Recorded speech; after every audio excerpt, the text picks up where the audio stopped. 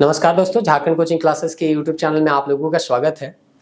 आप में से अधिकांश को पता होगा, हम लोग इस वीडियो सीरीज में जेपीएससी के पेपर 2 का पहला टॉपिक को कंप्लीट कर चुके हैं। आज हम लोगों का दूसरा टॉपिक है जो कि संबंधित है झारखंड आंदोलन से।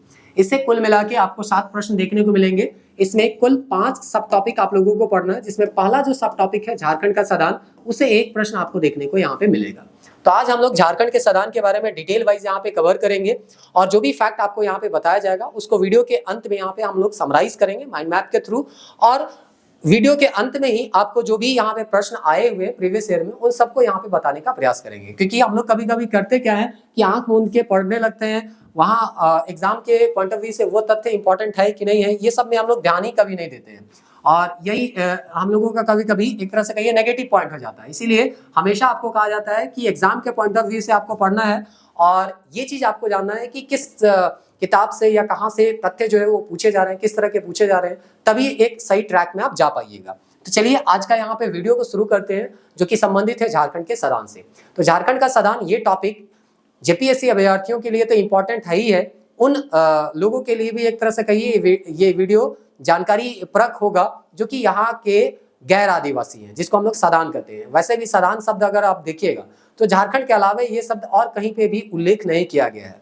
तो जो भी यहाँ के गैर आदिवासी हैं जो कि लंबे समय से झारखंड में रहते आ रहे हैं, वो लोग को सामान्यतः हम लोग सदान कहते हैं। और उसी सदान का क्या इतिहास रहा है, कैसे वेद से रामायण से इनका लिंक जुड़ता है, वो सारा चीज आज हम इस वीडियो में बताने का प्रयास करेंगे।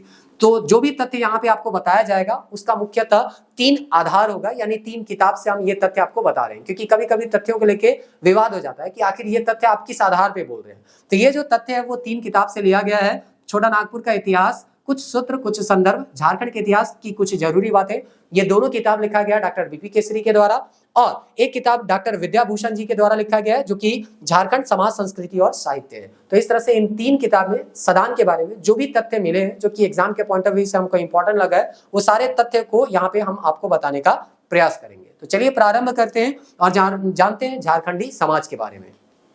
तो झारखंडी समाज के बारे में जब भी हम यहाँ पे बात करें तो झारखंडी समाज का 2 घटक है और किसी भी एक घटक को छोड़ के आप झारखंडी समाज के बारे में संपूर्ण अध्ययन नहीं कर सकते हैं। तो वो 2 घटक कौन है? आदिवासी और गैर आदिवासी। यानी झारखंडी समाज के बारे में जानना है तो जितना अध्ययन आपको आदिवासी के बारे में करना है या जानना है, उतना ही जानना या ज्ञान जो है आपको गैर आदिवासी के बारे में भी रखना होगा या इनके बारे में भी आपको जानना होगा। वैसे डिटेल वाइज हम लोग आदिवासी के बारे में तो पढ़ते हैं, लेकिन गैर आदिवासी के बारे में हम लोग ज्यादा पढ़ते नहीं है, लेकिन फिर भी सिलेबस में हम लोगों का डाला गया है संविधान, तो हम लोग अच्छे से यहाँ पे पढ़ लेते हैं। थोड़ा बहुत एग्जाम के पॉइंट ऑफ व्यू से भी जानेंगे और थोड़ा बहुत जो है वो जानकारी के लिए भी हम लोग यहाँ पे जानने का प्रयास करेंगे कि संविधान का इतिहास जो है वो कितना प्राचीन रहा है। तो देखिए यहाँ गैर आदिवासी को 2 कैटेगरी में बांटा गया है, एक को बोला गया है सदान और दूसरा को बोला गया है दिकू। इसको अगर 1 लाइन में समराइज करें तो हम कह सकते हैं जो प्राचीन काल से ही आदिवासी के साथ रहते आ रहे हैं गैर आदिवासी, उसको हम सदान कहेंगे। और जो हाल फिलहाल में यहाँ पे गैर आदिवासी आए हैं उसको हम लोग दीकू कहेंगे। हो सकता है 20 साल 30 साल 50 साल 100 साल 150 साल ये पहले आए होंगे, उसको हम लोग दीकू कहें। ये दीकू शब्द आप जब झारखंड के इतिहास कभी पढ़ रहे होंगे तो वहाँ एक तरह से कह सकते हैं जनजातीय विद्रोह पढ़ रहे होंगे, उसमें ये शब्द जरूर आप पढ़े होंगे, क्योंकि वहां पे कहा जाता है कि जनजाति जो है वो दीकुओं का विरोध कर रहे थे, यानी जो बाहरी लोग यहाँ आ रहे थे उनके ऊपर जो अत्याचार कर रहे थे उनका वो लोग विरोध कर रहे थे। तो ये सब सारा चीज आपको वहां पे पढ़ाया गया था। सदान के बारे में तो हम एक लाइन में कह दिए कि आदिवासी जितने प्राचीन है उतने ही प्राचीन यहाँ के गैर आदिवासी है और उसी को हम सदान कर रहे हैं। लेकिन इसका क्या आधार है? कुछ तो एक आधार होगा, उसी आधार के बेस पे हम ये तथ्य कह रहे हैं कि जितने प्राचीन आदिवासी है उतने ही प्राचीन सदान है। तो उसी को बताने का यहाँ पे इस किताब में प्रयास किया गया है। और ये जो किताब है यानी बीपी केसरी का जो किताब है उसमें जो उल्लेख किया गया है उसी को हम यहाँ पे एक्सप्लेन करने का प्रयास कर रहे हैं। तो उनके किताब में बताया गया है कि अगर किसी के बारे में अगर आपको जानना है कि ये कितना प्राचीन है तो सबसे पहले आपको ये ढूंढना होगा कि आपके पास जो भी प्राचीनतम साहित्य है उसमें उसका उल्लेख हुआ है कि नहीं। इसको एक एग्जांपल से समझिए।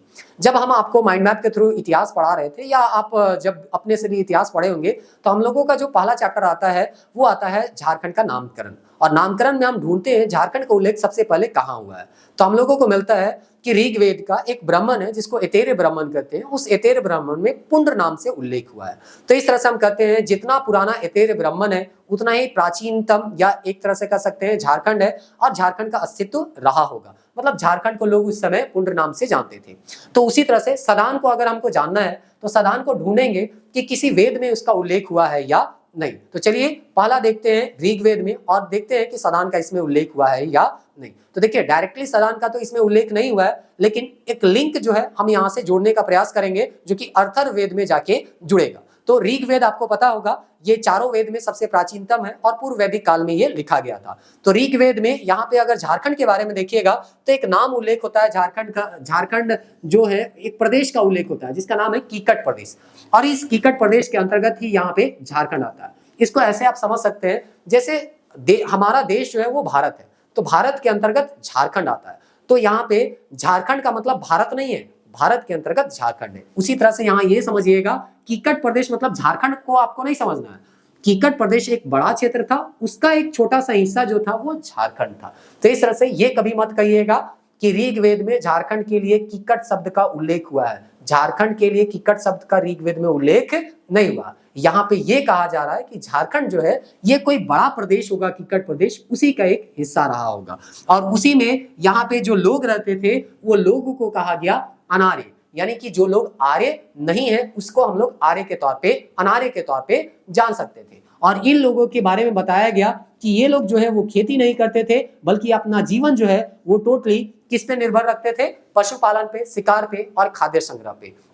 तो कहने का मतलब है यहाँ ये बताने का प्रयास किया जा रहा है, अगर डिटेल वाइज पढ़िएगा तो कीकट प्रदेश जो है वो जो है हम कह सकते हैं गंगा का दक्षिणी हिस्सा का कुछ हिस्सा यहाँ पे शामिल रहा होगा, जिसमें घना जंगल था। अभी आप झारखंड को देखिएगा तो दूसरे राज्यों की तुलना में वन का स्थिति जो है एक तरह से बेहतर है। तो आप 2000 साल 3000 साल प्राचीन में चले जाइएगा, पहले का चले जाइएगा तो उस समय तो और भी घना जंगल रहता था, और उस घने जंगल में रहने वाले लोगों को अनार्य कहा गया, यानी जो आर्य नहीं है वो अनार्य थे। और ये लोग जो थे खेती नहीं करते थे, और ये लोग केवल अपना जीवन बसर किस पे निर्भर रखते थे, पशुपालन में। तो यही आगे चल के यहाँ पे जनजाति का तौर पे उल्लेख किए जाएंगे, इसीलिए और यही आर्य को अनार्य को यहाँ शिक्षित करने के लिए आर्य आएंगे और वही सदान का रूप लेंगे, जो कि आगे वाला स्लाइड में आपको यहाँ पे हम बताने का प्रयास करते हैं। तो अगला स्लाइड में आप देख पा रहे होंगे अथर्ववेद के यहाँ पे बारे में आपको बताया जा रहा है। तो अथर्ववेद जो है वो पूर्व वैदिक काल के बाद जो लिखा गया उत्तर वैदिक काल में, उसमें 3 वेद में से एक वेद है। तो इस अथर्ववेद में अगर झारखंड और यहाँ के लोगों के बारे में हम उल्लेख ढूंढे तो हमको पता चलता है यहाँ पे भी कहा गया है कि झारखंड का इलाका जो था वो एक घना जंगल वाला था, और यहाँ के लोग जो थे वो शिकार करके अपना जीवन चलाते थे। और इसका एक तरह से कहिए प्राचीनतम उल्लेख जो है हमको यहाँ पे मिल भी जाता है, यानी प्रमाण जो है वो मिल जाता है। वो प्रमाण हमको कहाँ मिलता है, तो आप हजारीबाग जाइए या इस तरह के और भी झारखंड में कई जगह है, वहां पे जाइएगा तो वहां के गुफा में जो चित्रकारी मिला है उस चित्रकारी को देखिएगा तो आपको पता चलेगा कि उस समय जो ये चित्रकारी किया गया था उस समय लोग जो है वो सामान्यतः शिकार करके ही अपना जीवन बसर करते थे। इसको हम लोग प्राग ऐतिहासिक काल से संबंधित मानते हैं। उम्मीद करते हैं प्राग ऐतिहासिक काल का अर्थ आप समझ पा रहे होंगे, वैसा इतिहास जिसके बारे में कोई लिखित स्रोत नहीं है, केवल पुरातात्विक अवशेष जो खुदाई हुआ है या जो चित्रकारी है, इसी के आधार पे हम जो इतिहास को पढ़ते हैं उसको प्रागैतिहासिक के तौर पे जानते हैं। तो ये प्रागैतिहासिक काल का कुछ चट्टान है या कुछ गुफा है जिसमें चित्रकारी मिलता है, और ये चित्रकारी से यहाँ जो बोला जा रहा है उस बात को प्रूफ भी किया जाता है कि यहाँ अथर्ववेद में कह रहा है कि शिकार करते थे, खाद्य संग्रह करते थे। और यहीं पे अगर हम पेंटिंग देखते हैं तो पेंटिंग का निष्कर्ष भी वही निकलता है कि यहाँ के जो लोग थे उस समय वो शिकार करते थे और खाद्य संग्रह करते थे। तो उन समय जो लोग थे उसके लिए ऋग्वेद में तो कोई नाम का उल्लेख नहीं हुआ, उसको अनार्य बोल दिया, मतलब जो आर्य नहीं है वो अनार्य। लेकिन अथर्ववेद में आइएगा तो एक नाम का आपका उल्लेख मिलता है इन लोगों के बारे में, और उसका नाम रखा गया या नाम दिया गया व्रात्य। और व्रात्य को हम जनजाति के तौर पे जान सकते हैं, वर्तमान जो जनजाति है वही व्रात्य थे, हम मोटा मोटी कह सकते हैं। तो इस तरह से व्रात्य के बारे में कहा गया कि ये जो थे यहाँ रहते थे घने जंगल में और शिकार करते थे और अपना जीवन बसर करते थे। एक तरह से बर्बर जीवन ये जीते थे, ऐसा यहाँ पे कहा गया। अब इनका बर्बरतापूर्ण जीवन को एक तरह से सभ्यतापूर्ण या सभ्य करने के लिए इनको शिक्षा और दीक्षा दिया गया, और शिक्षा और दीक्षा जो दिए वो कौन दिए, तो आर्य दिए। और यही आर्य जो है व्रात्य के लिए देव स्वरूप हुए, क्योंकि जो भी शिक्षा देता है उस गुरु को देव समान माना जाता है हमारे समाज में। इसीलिए व्रात्य को शिक्षा देने वाले आर्य को यहाँ पे कहा गया व्रात्य का देव। यानी व्रात्य मतलब हो सकता है जनजाति, और जनजातियों के देवता कौन कहलाए, ये आर्य। और क्यों कहलाए, तो ये जो है व्रात्यों को या जनजातियों को शिक्षा दीक्षा प्रदान कर रहे थे। तो इस तरह से यहाँ पे हम कह सकते हैं व्रात्य को शिक्षा देने वाले व्रात्य देव कहलाए, समय बीतता गया और कई आर्य जो है फिर से यहाँ आते गए, परिवहन का सुविधा एक तरह से बढ़ता गया और कई आर्य यहाँ पे आए, बसे और धीरे धीरे यहाँ पे वही आर्य जो है एक तरह से गैर जनजाति के तौर पे जाने गए और उसी को हम लोग यहाँ सदान के तौर पे जानते हैं। तो हम कह सकते हैं जितने प्राचीन, अब अर्थवैद काल का ये समय है, उस समय लोग यहाँ पे आए थे और उस समय से यहाँ जनजाति के तौर पे रह रहे हैं। तो हम कह सकते हैं कि जितने प्राचीन यहाँ के जनजाति हैं लगभग उतने ही प्राचीन यहाँ के गैर जनजाति है, जिसको हम लोग सदान के तौर पे जानते हैं। तो सदान सामान्यतः यहाँ पे आर्य के तौर पे जाने जा रहे हैं। तो इस तरह से यहाँ पे ये सदान का प्राचीनता हम लोग अर्थवैद या वेद के आधार पे देखें। लेकिन इसका प्राचीनता केवल वेद के आधार पे ही तय करते हैं तो नहीं, और भी कई ऐसे स्रोत हैं जिसके आधार पे इसका प्राचीनता को हम तय करते हैं। तो एक स्रोत या एक फैक्ट जो है हमको मिलता है शरद चंद्र राय जी के द्वारा जो किताब लिखा गया था the Mundas and there countries. और ये फैक्ट भी कभी कभी पूछा जाता है कि मुंडा के बारे में जो ये किताब लिखा गया इंसाइक्लोपीडिया, वो जो है किनके द्वारा लिखा गया, तो शरद चंद्र राय जी के द्वारा लिखा गया। इनके किताब को अगर आप देखिएगा तो ये एक कोटेशन करते हैं या कोट करते हैं कि जो जनजाति है वो कितने प्राचीन है या जो सदान है वो कितने प्राचीन है। तो ये यहाँ पे कोटेशन करते हैं या बताते हैं शोशोंगबोंगा में। एक्चुअली ये मुंडा के बारे में, तो मुंडा के बारे में ही बता रहे थे, लेकिन फिर भी इसमें हम सदान का फैक्ट निकालने का प्रयास करते हैं। तो यहाँ पे शोशोंगबोंगा में कहा गया है, या जो लोक कथा है या पूरा कथा है उसका आधार बताते हुए शरद चंद्र राय बताते हैं कि जब मुंडा यहाँ पे आ रहे थे तो झारखंड में मुंडा के आने से पहले असुर लोग थे और यही असुर लोग को मुंडा जो है वो पराजित करेंगे और पराजित करने के बाद यहाँ पे ऋषा मुंडा और शुटिया पाहन के नेतृत्व में यहाँ पे आपका यहाँ पे मुंडा का शासन व्यवस्था का नींव रखा जाएगा और इसका राजधानी जो है वो सुतियांबे बनाया जाएगा। तो सुतियांबे जब राजधानी होता है और उसके बाद कई यहाँ पे मुंडा शासक बनेंगे, लेकिन बीच का जो शासक था उसके बारे में हमको कोई जानकारी तो मिलता नहीं है। जो अंतिम मुंडा शासक था उनके बारे में जानकारी मिलता है और वो उम्मीद करते हैं थोड़ा बहुत आप पढ़े भी होंगे, मदरा मुंडा के काल में अगर थोड़ा सा आप देखिएगा तो सदान का लिंक यहाँ जोड़ा गया है, क्योंकि कोई भी चीज यहाँ पे आपको बता रहे हैं तो वहां सदान का लिंक जोड़ने का प्रयास कर रहे हैं। तो मदरा मुंडा का जब इतिहास को आप देखिएगा तो इनका मंत्री जो थे उनका एक नाम था युधिष्ठिर दुबे। तो एक तरह से कह सकते हैं राजा का महत्वपूर्ण जो एक अधिकारी था उसमें ये तो जनजाति तो था नहीं, तो जनजाति नहीं था तो गैर जनजाति था, गैर जनजाति को हम क्या कर सकते हैं, सदान। तो एक सदान को यहाँ पे इनके मंत्री परिषद में स्थान मिला हुआ था, यानी महत्वपूर्ण स्थान मिला था। पुरोहित भी कहा गया है कहीं कहीं युधिष्ठिर दुबे को, तो इसीलिए इनको सदानों का पूर्व पुरुष के तौर पे जाना जाता है। तो कहीं कहीं अगर आपको पूछेगा कि सदान के पूर्व पुरुष किसको कहते हैं तो याद रखना है आपको कि ये जो है युधिष्ठिर दुबे को कहा जाता है। इसके बाद युधिष्ठिर दुबे से ही संबंधित एक कहानी है, एक कथा है जो कि संबंधित या जुड़ता है आपका फनी मुकुट राय से। तो फनी मुकुट राय का कहानी आप लोग जरूर सुने होंगे, अगर झारखंड के इतिहास पढ़े होंगे तो ये जो थे यहाँ पे फनी मुकुट राय जो है वो युधिष्ठिर दुबे को यहाँ पे मिलते हैं और यही जो है पालन पोषण के लिए मदरा मुंडा को दे देते हैं। और ये घटना जो है देखिए अलग अलग किताब में अलग अलग डेट मिल सकता है, लेकिन यहाँ बीपी केसरी को हम कोट कर रहे हैं। यहाँ 64 AD में ये फनी मुकुट राय जो है मदरा मुंडा को मिलते हैं, फिर मदरा मुंडा इसको पालते हैं पोसते हैं और 19 वर्ष की आयु में यानी 83 AD में इनका खुद का एक बेटा था और एक पाला पोसा हुआ बेटा था। दोनों के बीच योग्यता का एक तरह से निर्धारण होता है कौन ज्यादा योग्य है, तो पाया जाता है फनी मुकुट राय ही योग्य थे और इस तरह से अपना पूरा राजपाट जो है अपना बेटा को ना देके मदरा मुंडा जो है वो फनी मुकुट राय को दे देते हैं और इस तरह से जनजाति शासन या मुंडा शासन समाप्त हो जाता है और सदानों का नागवंशी शासन प्रारंभ हो जाता है। तो एक तरह से कह सकते हैं 83 AD से सदान यहाँ पे शासन करते आ रहे हैं और अभी भी आप देखिएगा रातू में तो कहीं ना कहीं इनका अवशेष आपको देखने को मिलेगा। तो इस तरह से सदान का इतिहास हम 83 AD तक जोड़ दे रहे हैं। तो इस तरह से हम कह सकते हैं जितने प्राचीन यहाँ के आदिवासी लगभग उतने ही प्राचीन यहाँ के गैर आदिवासी हैं, जिसको हम लोग सदान के तौर पे जानते हैं। तो जैसे यहाँ पे कहा गया युधिष्ठिर दुबे को पूर्व पुरुष के नाम से यहाँ पे जाना जाता है, तो यहाँ पे आपका ये जो है फनी मुकुट राय को किसके नाम से जानते हैं, तो आदि पुरुष, मतलब सबसे प्राचीनतम पुरुष है सदान के, इसलिए इसको आदि पुरुष के तौर पे जाना जाता है। तो इस तरह से हम लोग जो है यहाँ पे ये सारा फैक्ट आप देख लिए। अब नेक्स्ट यहाँ पे हम लोग फैक्ट देखेंगे जो कि सदान से ही संबंधित है, लेकिन अब इसका एक तरह से कहिए प्राचीनता के बारे में जो जानकारी लेना था वो जानकारी ले लिए। अब इसके बारे में हम जानते हैं इसको अलग अलग जगह में अलग अलग नाम से जाना जाता है या कई नामों से जाना जाता है, जिसमें 3 नाम आपको स्क्रीन में दिख रहा होगा। सबसे पहला नाम है प्रजा होडोको, दूसरा नाम है मूलवासी और तीसरा नाम है हटुआ। तो मूलवासी तो आप जान ही जा रहे होंगे, आदिवासी के साथ साथ यहाँ जो रह रहे हैं उसको मूलवासी के तौर पे जानते हैं। सदान का ही एक अलग नाम है। कभी कभी पूछ सकता है प्रजा हुडको या आपका हटुआ जो है वो किसके लिए उल्लेख किया गया है, तो आपको याद रखना है सदान के लिए।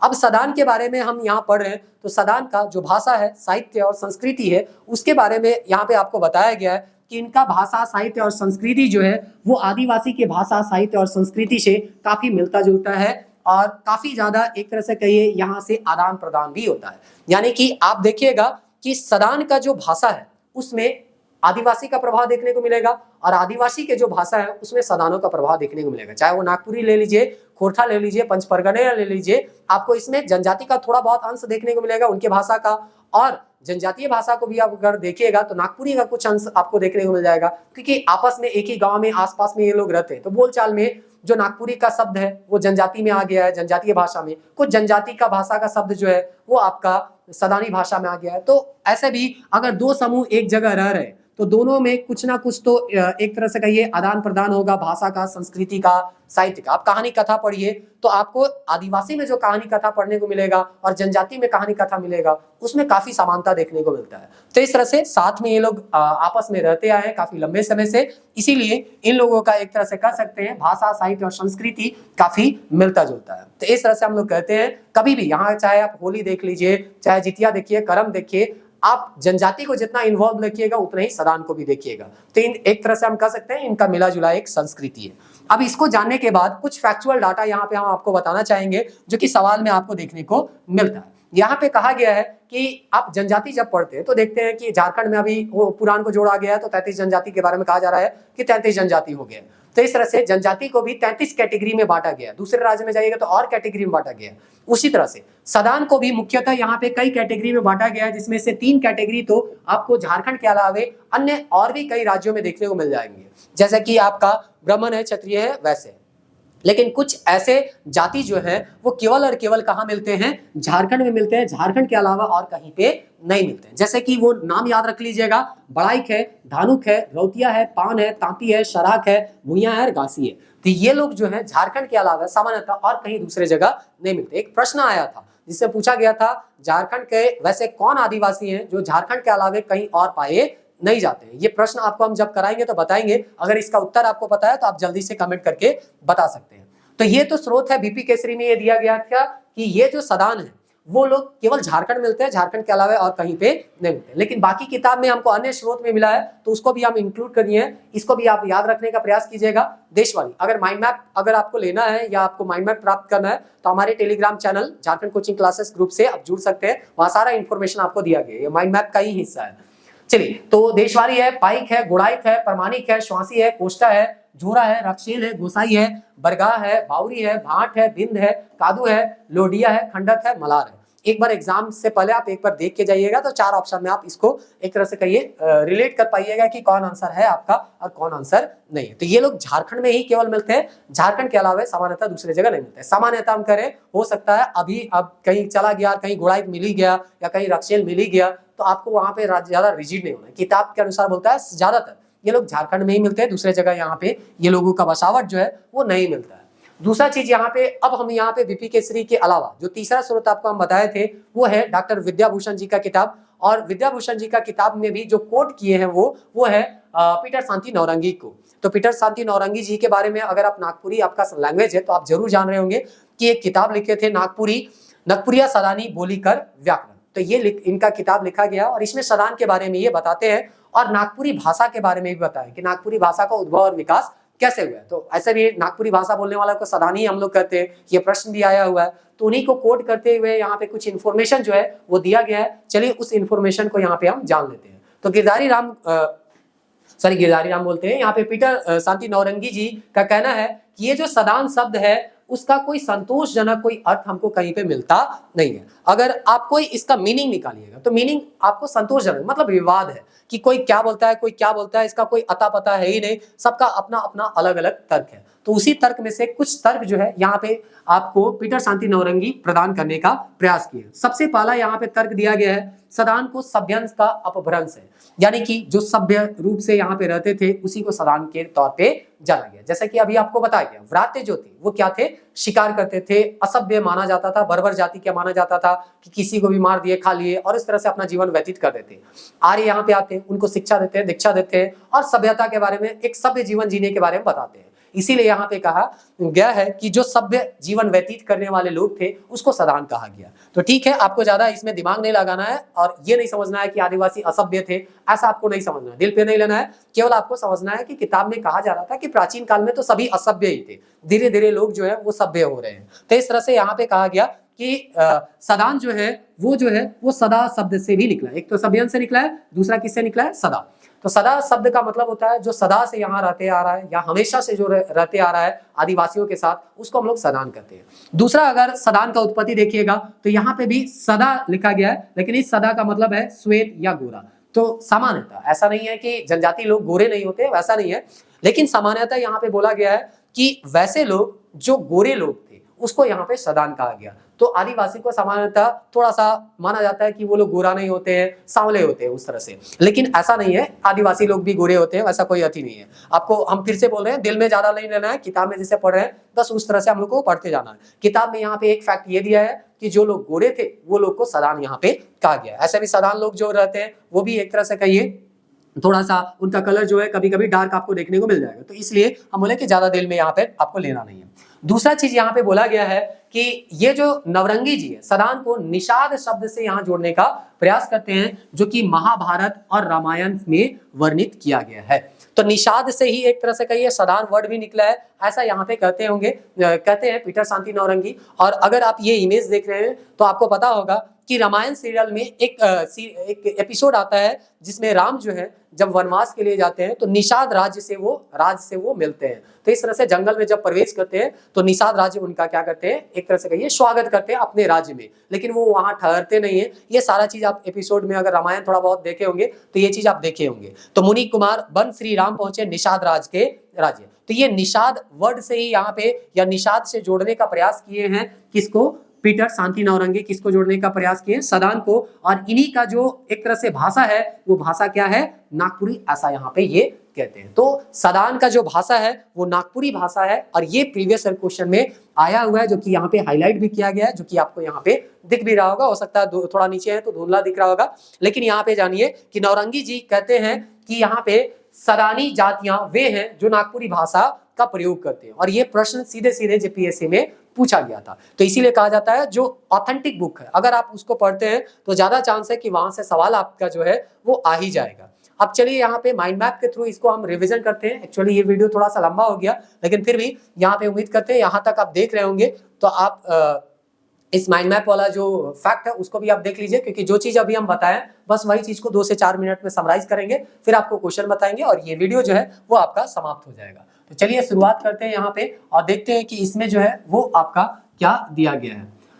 तो दिया तो वही गया है जो कि अभी हम लोग पढ़े हैं, तो उसी को रिवाइज कर लेते हैं। सबसे पहले यहाँ पे तथ्य लिए गए हैं, वो बता दिया है कौन किताब से लिया गया है। उसके बाद यहाँ पे बताया गया झारखंडी समाज जो है वो 2 घटक होता है, एक आदिवासी, दूसरा है गैर आदिवासी। यहाँ पे सदियों से जो आदिवासी के साथ रहते आ रहे हैं उसको सदान कहते हैं, और जो हाल फिलहाल में यहाँ पे आए हैं उसको हम लोग दिक्यू के तौर पे जानते हैं। उसके बाद अर्थवेद के अनुसार यहाँ पे कहा गया है झारखंड के निवासी को व्रात्य कहा गया है, यानी कि ये जो है एक तरह से असभ्य लोग थे, है ना, जो कि घुमंतु और शिकारी जीवन जीते थे और इसी को दीक्षित किए और सभ्य बनाए, और इसीलिए आर्य जो है व्रात्य देव के तौर पे जाने जाते थे। फिर यहाँ पे बोलता है काल क्रम का ऐतिहासिक उथल पुथल होता है, समय बीतता है, लोग यहाँ पे और भी आते जाते हैं और इनकी आबादी बढ़ती गई और यही व्रात्य देव जो है वो सदान के तौर पे जाने गए। तो इस तरह से यहाँ पे ये जानकारी दिया गया है। इसी प्रकार व्रात्य देव जो है वो धीरे धीरे क्या बन गए, सदान बन गए। सदान का अन्य नाम अगर देखिएगा प्रजा हुड़को है, मूलवासी हटुआ है, और इस तरह से इनकी संस्कृति चाहे वो भाषा हो, सभ्यता हो, संस्कृति हो, इसमें आदिवासियों का कहीं ना कहीं प्रभाव देखने को मिलता है और आदिवासी संस्कृति में सदानियों का प्रभाव देखने को मिलता है। उसके बाद यहाँ पे देखिएगा सदान में अनेक जातियां जो हैं वो उनका उल्लेख यहाँ पे किया गया, जिसमें ब्राह्मण, क्षत्रिय और वैश्य भारत झारखंड के अलावा भी और कई जगह देखने को मिलता है, लेकिन बड़ाइक, धनुक ये सब हम पढ़ दिए हैं। ये केवल और केवल कहाँ मिलेगा, आपको झारखंड में मिलेगा। तो इस तरह से ये सारे जो गैर जनजाति जाति हैं वो कहाँ मिलेंगे, केवल और केवल झारखंड में। फिर फादर पीटर शांति नौरंगी के अनुसार देखिए, जो कि इनका किताब है नागपुरिया सालानी बोली कर व्याकरण, तो इसमें अपना शोधपूर्ण सामग्री रिसर्च करते हैं और बताते हैं कि भोगता, तेली और तुरी, टोकरी बनाने वाला जिसको बोलते हैं, वो जो है एक तरह से कह सकते हैं सदान है। और ये सवाल आपका पूछा गया है।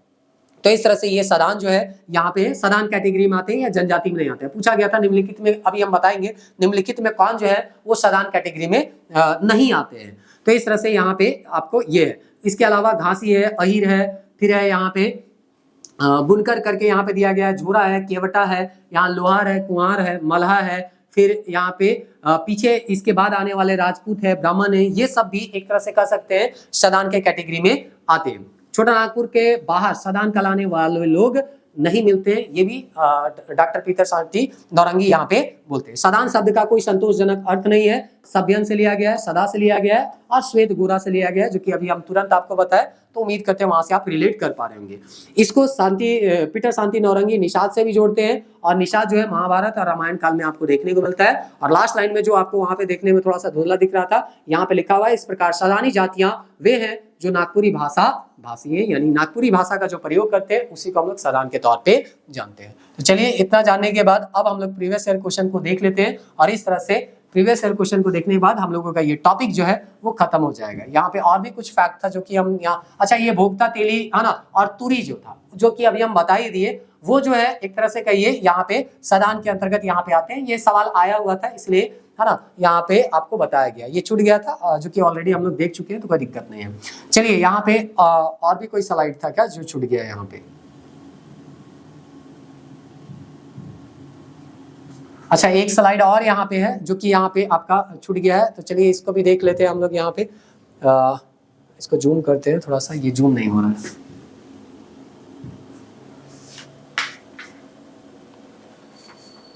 यहाँ से ही आप चलिए देख लीजिए, अब वीडियो भी थोड़ा लंबा हो रहा है, तो यहाँ पे बोलता है इसका परंपरागत उद्योग और व्यापार जो है वो किस पे डिपेंड करता है, तो वनोपज है, कृषि है और धातु के संपूर्ण उद्योग और व्यापार है। तो सदानों के आदि पुरुष फणिमुकुट राय तो आपको बता ही दिए हैं, और इस तरह से वन से जो उपज होता है, किसान जो है उसके तौर पे और लोहार के तौर पे सदान जो है काम करते हैं। किसान जो है वो पूछा गया था कि सदानों का मुख्य काम क्या है, तो कृषि है, ये आपको पूछा गया था, तो इसीलिए यहाँ पे हाईलाइट भी किया गया है। चलिए आप प्रश्न को देख लेते हैं। बहुत लंबा ये वीडियो हो गया है, लेकिन अभी तक आप देख रहे होंगे, तो उम्मीद करते हैं आपको चीजें हम बहुत आसानी पूर्वक समझाने का प्रयास करें, लेकिन कभी कभी वीडियो जो है लंबा हो ही जाता है।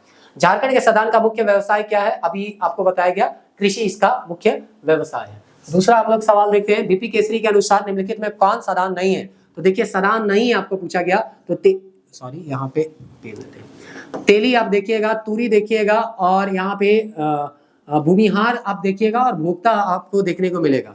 तो यहाँ पे से आप बताइए कि अभी इसके आपके लिए हम यहाँ पे छोड़ के जा रहे हैं कि अभी हम प्रीवियस ईयर क्वेश्चन में बताए थे, 3 जनजाति का बारे में बताया था, वो तीनों जनजाति लिखा हुआ था, एक यहाँ पे नहीं लिखा हुआ, वो कौन है आप आंसर करके यहाँ पे आप कमेंट करके इसको बता सकते हैं। नेक्स्ट हम यहाँ पे क्वेश्चन आपको बताते हैं। उम्मीद करते हैं कि अगर वीडियो आप ध्यानपूर्वक देख रहे होंगे तो इसका आंसर आप जरूर बताइएगा। चलिए तीसरा क्वेश्चन का भी आंसर आप ही लोग बताइएगा, इसको छोड़ देते हैं, और नेक्स्ट वीडियो में इसको तो बहुत आसानी आप जान जाइए। झारखंड के सदान निम्नलिखित में किस भाषा का प्रयोग करते हैं, मुंडारी, नागपुरी, संताली या कुड़ुक, तो इसका भी आंसर आप कमेंट करके बताइए, और उम्मीद करते हैं आप जरूर कमेंट कीजिएगा। वीडियो को इतना दूर तक देख रहे हैं तो आप सीरियसली टॉपिक को ले रहे होंगे, ये चीज हम मान के चल रहे हैं। तो नेक्स्ट वीडियो में हम लोग यहाँ पे जो दूसरा टॉपिक होगा हम लोगों का, वो होगा झारखंड के आदिवासी, इसके बारे में हम लोग जानेंगे। तो मिलते हैं नेक्स्ट वीडियो में, तब तक के लिए जय हिंद।